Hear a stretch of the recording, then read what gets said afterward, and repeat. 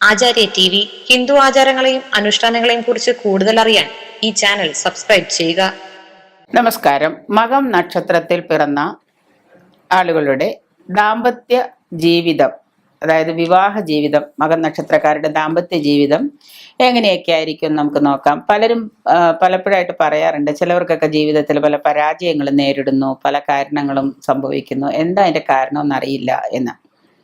ഓരോ നക്ഷത്രക്കാർക്കും ഓരോ തരത്തിലാണല്ലോ വിവാഹ ജീവിതങ്ങളൊക്കെ. എങ്കിൽ തന്നെയും മകൻ നാളിൽ പിറന്ന പുരുഷന്മാരുടെ ദാമ്പത്യം കൂടുതൽ വിജയിക്കുന്നതായിട്ട് കണ്ടുവരുന്നുണ്ട്. മകൻ നാളിൽ പിറന്ന പുരുഷന്മാരുടെ ജീവിതം നമ്മൾ ജാതകത്തില് 7-ാം ഭാവം കൊണ്ടാണ് വിവാഹ ജീവിതം നമ്മൾ കണക്ക് കൂട്ടുന്നത്, അല്ലെ? 7-ാം ഭാവം കൊണ്ടാണ് ജീവിത പങ്കാളിയെയും വിവാഹ ജീവിതത്തെയൊക്കെ ചിന്തിക്കാം. വ്യക്തമായിട്ട് 7-ാം ഭാവം നോക്കിക്കഴിഞ്ഞാൽ ഈ വിവാഹ പങ്കാളി എവിടെ നിന്നാണ്, എങ്ങനത്തെയാണ്, ഏത് തരത്തിലുള്ളതായിരിക്കും, സമ്പന്നയാണോ, സൗന്ദര്യമുള്ളവളാണോ, അകൃഷ്ടയാണോ, ഇതൊക്കെ നമുക്ക് 7-ാം ഭാവം കൊണ്ട് ചിന്തിക്കാൻ പറ്റും.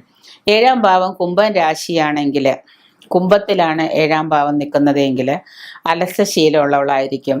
ക്രൂരത, മെല്ലെ പോക്ക്, എന്ത് കാര്യം പതുക്കെ പോവാം, ഒരു തരത്തിലുള്ള നയവും ആരോടും പ്രവർത്തിക്കാതിരിക്കുക, കാപഢ്യം, ഭൗതികതയെക്കാളും ആത്മീയതയിൽ, ഭൗതികത ലൗകിക ജീവിതമൊന്നും അല്ല പ്രധാനം, ആത്മീയതയാണെന്നുള്ളത്, ആത്മീയ തൽപരത, പ്രായ കൂടുതൽ, എളുപ്പം വാർദ്ധക്യം ബാധിക്കുന്ന ഒരു സ്വഭാവം, ഇവയൊക്കെ പങ്കാളിയിൽ ഉണ്ടാവും. പറഞ്ഞു മനസ്സിലായല്ലോ? 7-ാം ഭാവം കുംഭൻ രാശിയാണെങ്കിൽ ഈ വരുന്ന കാര്യങ്ങൾ, ഈ പറഞ്ഞ കാര്യങ്ങളൊക്കെ പങ്കാളിയിൽ ഉണ്ടാവും. മകൻ നക്ഷത്രക്കാരായ സ്ത്രീകളിലാണെങ്കിൽ അനുരഞ്ജനവും ഐക്യമത്യവും കുറയുന്നതായിട്ട് കാണുന്നുണ്ട്. മകൻ നക്ഷത്രത്തിൽപ്പെട്ട സ്ത്രീകളിൽ ഒരു ഐക്യത്തിൽ പോകാൻ അവർക്ക് സാധിക്കില്ല. എന്നുവെച്ചാൽ എല്ലാവരുമായിട്ടല്ല, കുടുംബത്തിൽ ഒരു ഭർത്താവൊക്കെ ആയിട്ട് വഴക്കിട്ട് കഴിഞ്ഞാൽ പിന്നെ അതൊരു ഐക്യത്തിൽ പോകാൻ ബുദ്ധിമുട്ടായിരിക്കും. പിന്നെ അനുരഞ്ജനത്തിനൊക്കെ അവർ ശ്രമിച്ചു കഴിഞ്ഞാൽ അത് വേണ്ട, ശരിയാവില്ല എന്ന രീതിയിൽ. മകൻ നാളുകാർക്ക് ദേവഗണത്തിലും മനുഷ്യഗണത്തിലും പിറന്ന പുരുഷന്മാരുമായിട്ട് പൊരുത്തം കിട്ടില്ല. മകൻ നാള് അസുരമാണല്ലോ, അപ്പൊ അതുകൊണ്ട് അസുരഗണം ആയതുകൊണ്ട് ദേവഗണത്തിലും മനുഷ്യഗണത്തിലും പെട്ട പുരുഷന്മാരുമായിട്ട് പൊരുത്തം ഉണ്ടാവില്ല. അങ്ങനെ ചേർത്ത് കഴിഞ്ഞാൽ അവർ വഴക്കിട്ട് പിരിയേണ്ടതായിട്ട് വരും. ഗണപ്പൊരുത്തം ഇല്ലെങ്കിൽ ദാമ്പത്യം കലഹപൂർണമാവും എന്ന് നമുക്കറിയാം. അപ്പോൾ ഗണപ്പൊരുത്തം നിർബന്ധമാണ്. അസുരഗണത്തിലുള്ള ആൾക്ക് ദേവഗണത്തിലുള്ള മനുഷ്യനെ ചേർത്താൽ എങ്ങനെയിരിക്കും? അസുരന്മാരും ദേവന്മാരും കൂടെ അടിയാവും. അപ്പോൾ അസുരഗണം നക്ഷത്രങ്ങളിൽ ഒന്നിൽ പിറന്ന പുരുഷനെ തന്നെ ഭർത്താവായിട്ട് സ്വീകരിക്കുന്നതാണ് മകൻ നക്ഷത്രത്തിലുള്ള സ്ത്രീകൾക്ക് നല്ലത്. അല്ലെങ്കിൽ അവരുടെ വിവാഹ ജീവിതം എന്താണ്, പൊതുവെ ദുരിതവും ദുഃഖപൂർണവും ഒക്കെ ആയിരിക്കും. അപ്പോൾ ആ ഏത് ഗണത്തിലാണ്, അസുരഗണത്തിലുള്ള മകൻ നക്ഷത്രക്കാരിക്ക് അസുരഗണത്തിലുള്ള ഒരു നക്ഷത്രം തന്നെ യോജിക്കുന്നതായിരിക്കും നല്ലത്.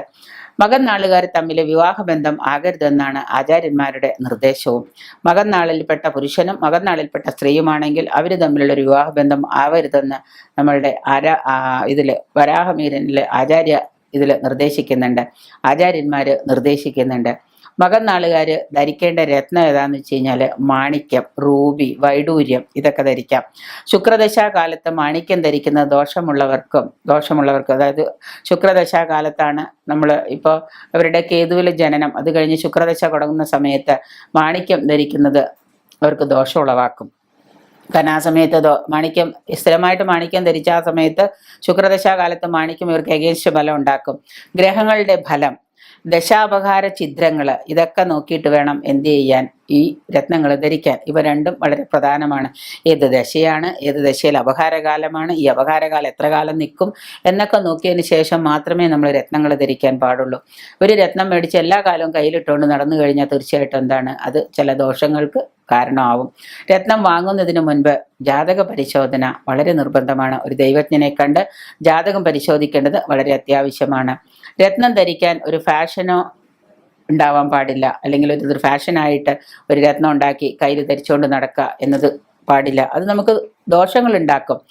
മകൻ നക്ഷത്രക്കാരുടെ ഇഷ്ട നിറം ഇളം ചുവപ്പ്, അതവർക്ക് ചേരുന്നതാണ്. ഇളം ചുവപ്പ്, കാവി നിറം, കടും ചുവപ്പ് നിറം. ദിശയാണെങ്കിൽ കിഴക്ക് ദിശ. മകൻ നക്ഷത്രക്കാർ എന്ത് ചെയ്യുമ്പോഴും കിഴക്കോട്ട് നോക്കിയെന്ന് ചെയ്യുക. കിഴക്ക് ദിശ, തെക്ക് ദിശ, തെക്ക് പടിഞ്ഞാറ് ദിശ, കന്നിമൂലയിൽ, ഇത് വടക്ക് പടിഞ്ഞാറ്. ഓഫീസിലോ വീട്ടിലൊക്കെയാണ് നിങ്ങൾ ഇരിക്കുന്നതെങ്കിൽ, ഇപ്പോൾ ഒരു ഓഫീസ്, മകൻ നക്ഷത്രക്കാരുടെ ഒരു ഓഫീസ്, ആ ഓഫീസിലാണ് നിങ്ങൾ ഇരുന്ന് എന്തെങ്കിലും ജോലി ചെയ്യുന്നതെന്നുണ്ടെങ്കിൽ ഈ ദിശയ്ക്ക് അഭിമുഖമായിട്ട് നിങ്ങൾ മേശയിടുന്നതോ പ്രവർത്തിക്കുന്നതോ നന്നായിരിക്കും. നേരെ അഗെയിൻസ്റ്റ് ആയിട്ട് ചെയ്യാതിരിക്കാം. വീട്ടിലും അങ്ങനെയാണ് ഇരുന്ന് ചെയ്യുന്നതെങ്കിൽ അതുപോലെ തന്നെ ചെയ്യാം. അപ്പോൾ അവിടെ നിങ്ങൾക്ക് കുറേ ആ പോസിറ്റീവ് എനർജി നിങ്ങളിലേക്ക് വരാൻ തുടങ്ങും. ഈ ദിക്കിന് അഭിമുഖമായിട്ടിരുന്ന് ജോലി ചെയ്യാൻ നിങ്ങൾ ശ്രദ്ധിക്കണം. ഞായറാഴ്ച ദിവസം, ചൊവ്വാഴ്ച ദിവസം, ജന്മനാൾ ദിവസമൊക്കെ, പ്രധാന കാര്യങ്ങൾ ചെയ്യാൻ പോകുന്ന ദിവസമൊക്കെ കേട്ടല്ലോ. ഞായറാഴ്ച ദിവസം, ചൊവ്വാഴ്ച ദിവസം, നിങ്ങളുടെ പിറന്നാൾ വരുന്ന ദിവസം, നിങ്ങളുടെ പിറന്നാൾ ദിവസമൊക്കെ, പ്രത്യേകിച്ച് എന്തെങ്കിലും ശുഭകാര്യങ്ങൾ ചെയ്യാൻ പോകുന്ന ദിവസമൊക്കെ നിങ്ങൾ എന്ത് ചെയ്യണം?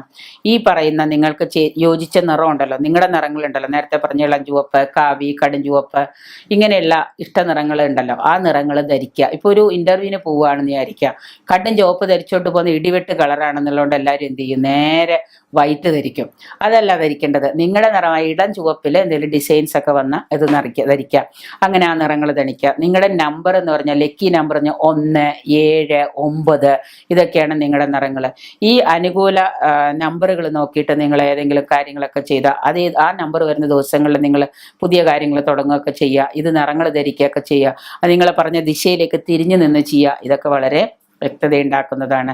പിതൃക്കളുടെ നാളാണ് ഈ മകം നക്ഷത്രം. അതുകൊണ്ട് പിതൃക്കളുടെ ദിവസമായ അമാവാസി ദിവസം ഇവർക്ക് വളരെ ശ്രേയസ്കരമാണ്. അപ്പം അന്ന് നമ്മൾ അമാവാസി വ്രതം നോക്കുക, അമാവാസി പൂജ ചെയ്യുകയൊക്കെ ചെയ്യുക. ഓം പിതൃഭ്യോ നമ എന്ന മന്ത്രം എല്ലാ ദിവസവും 108, 1008 രൂപയൊക്കെ മകം നക്ഷത്രക്കാർ ജപിക്കുന്നത് വളരെ ശ്രേയസ്കരമാണ്.